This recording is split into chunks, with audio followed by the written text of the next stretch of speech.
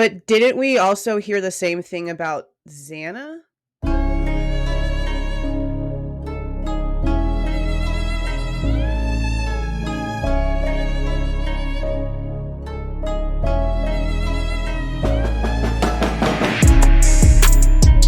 Hey guys, this is Jules with True Crime Reactions.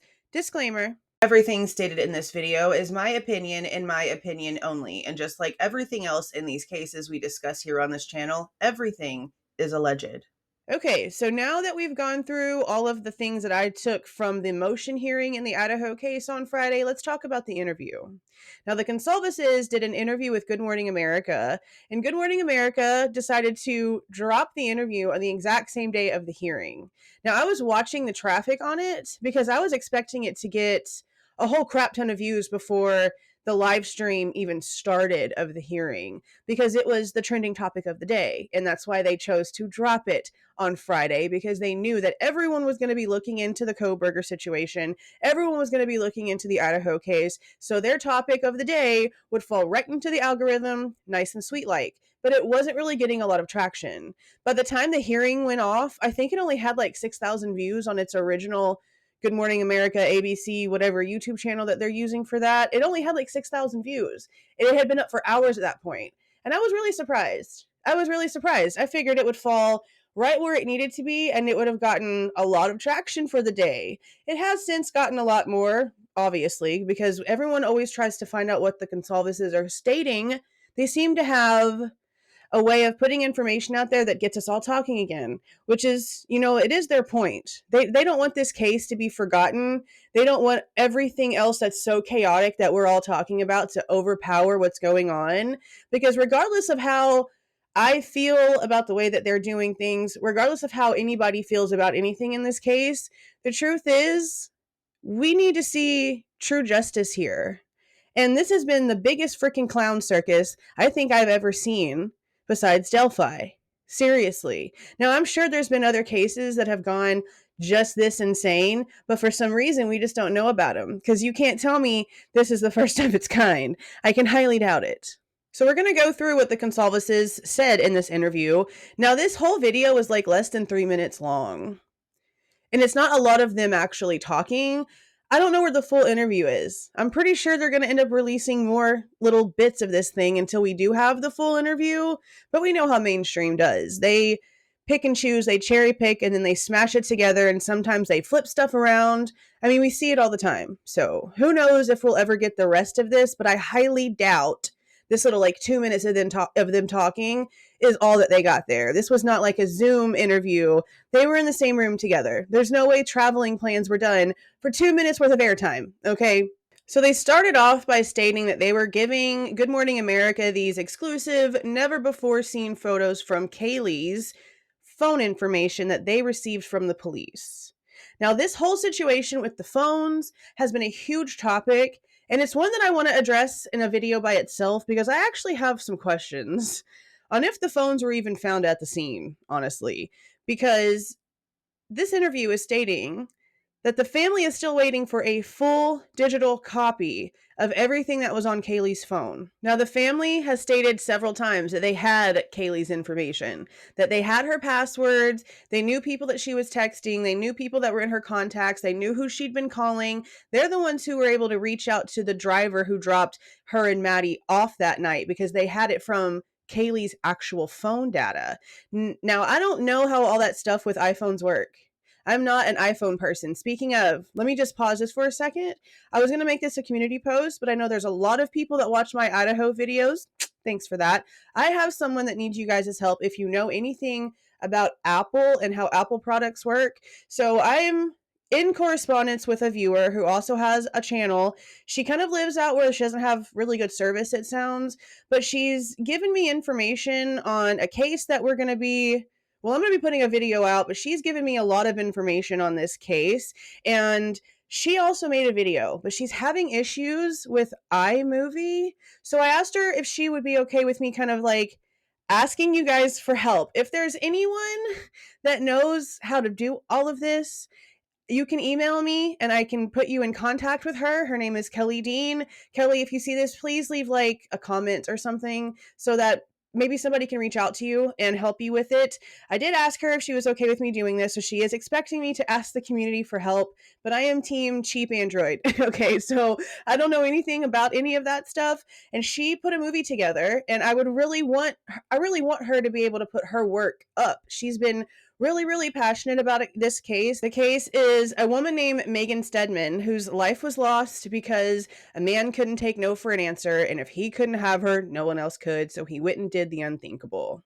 Now, luckily, this guy has been caught, and he actually had court on Friday, the exact same day that we were all focusing on Idaho, but she's been the one keeping track of everything. She's talked to Megan's family, so I would really love for her to be able to put her work up so I can share it with you guys, because she's worked really hard on this, but she's having issues with whatever she's having issues with. Like I said, I have no clue whatsoever about Apple. So again, Kelly, if you see this, please leave a comment so that hopefully somebody can reach out and help you, or if somebody can help, if you can send me your email, then I can get you guys in contact. I would very much appreciate it. Okay, now back to this. When it comes to the information that we've been getting from the Goncalveses, they've stated that they've had a bunch of Kaylee's information, right? So I don't know how the police are giving them photos, videos, etc. that they didn't already have access to. Again, I don't know how any of that works. I guess there could be some that maybe weren't backed up to like the iCloud.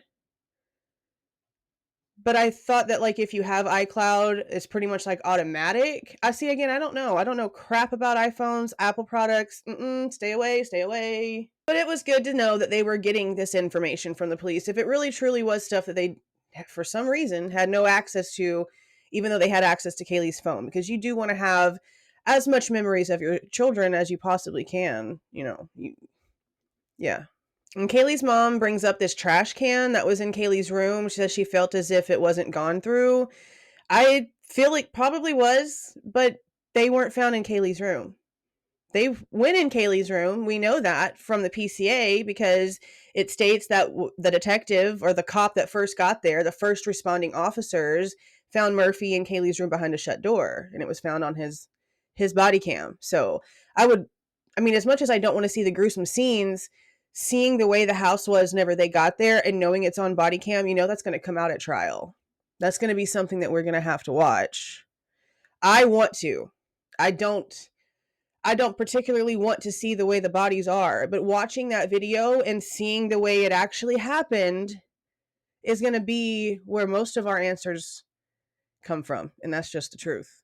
But I feel like they probably did go through that trash can, probably looked in it, didn't see anything, but they definitely would have scoped out all of the areas. Okay, they probably scoped out the room that was vacant on the bottom. I'm pretty sure that they went through Kaylee's room, even though they were both found in Maddie's room. But if it looked as if the trash can hadn't been gone through, it's just because they didn't take anything from it. They're CSI. They're not trashmen. They're not going to empty it. They're just going to leave it there. Now, I was actually kind of surprised that they stated they had like 100 pieces of evidence.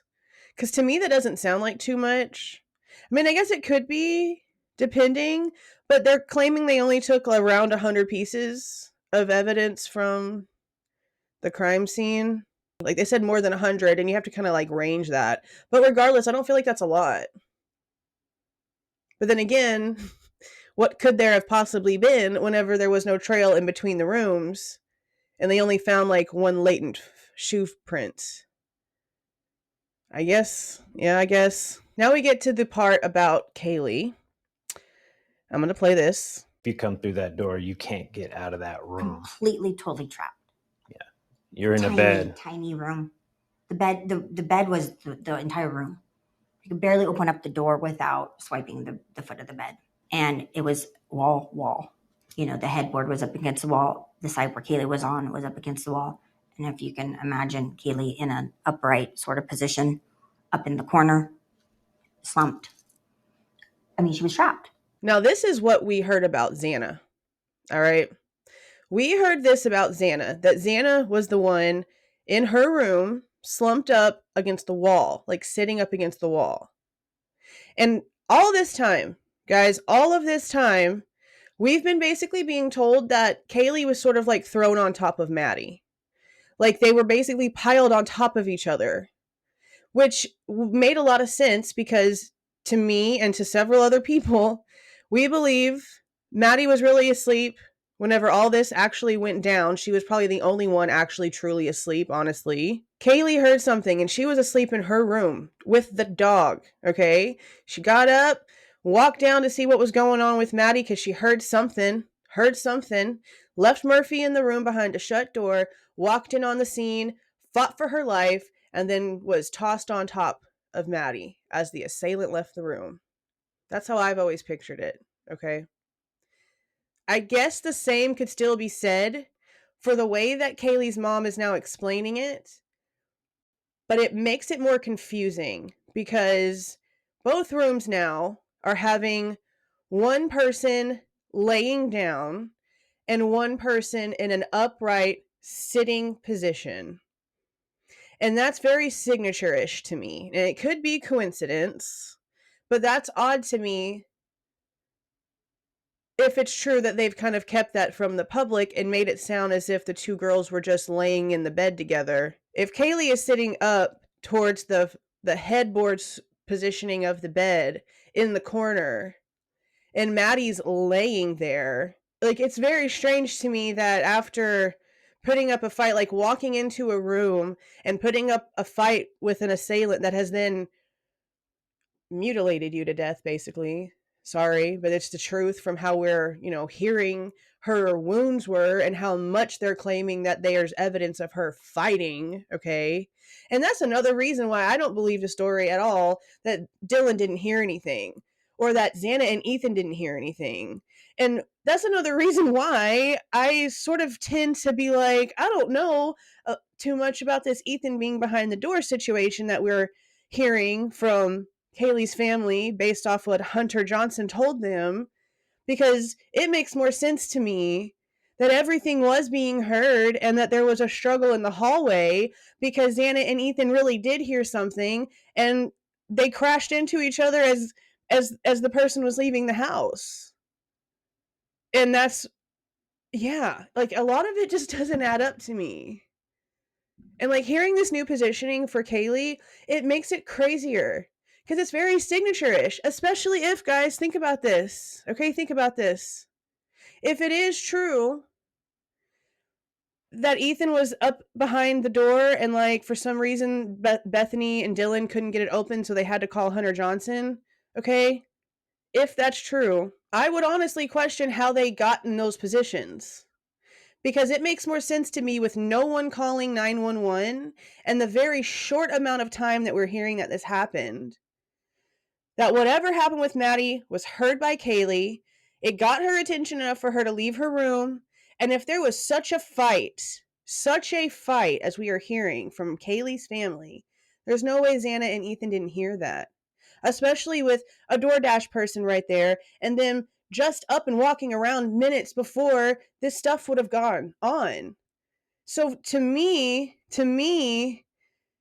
the person running down the stairs and meeting up with Xana and or Ethan or, both, and there being a fight in that hallway makes a lot of sense. It really does.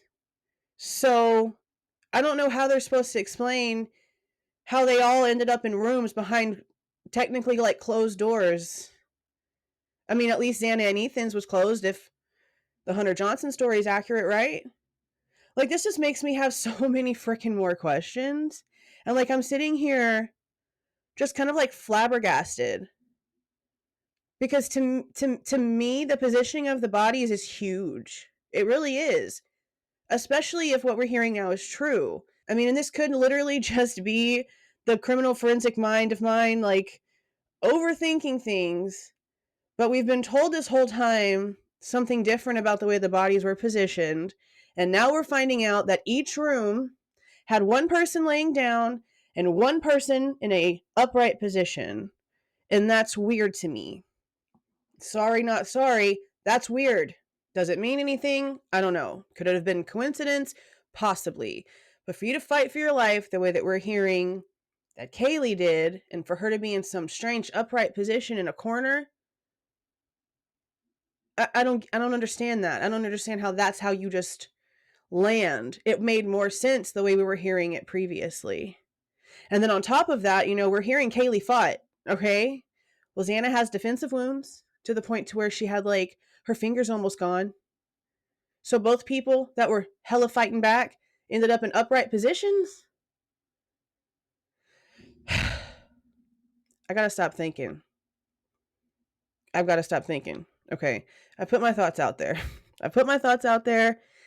And obviously you guys can see that it's driving me a little bit insane. Just a little bit. So I'm going to take a break. Let me get this edited, get this up. And I think I'm just going to get pizza and chill out with the kids for the rest of the day. Because now my brain is just a swirling. But yeah, that's it, you guys. If you like the way that I present this information, please don't forget to leave a like on your way out. Subscribe to the channel if you're not subscribed already. See y'all.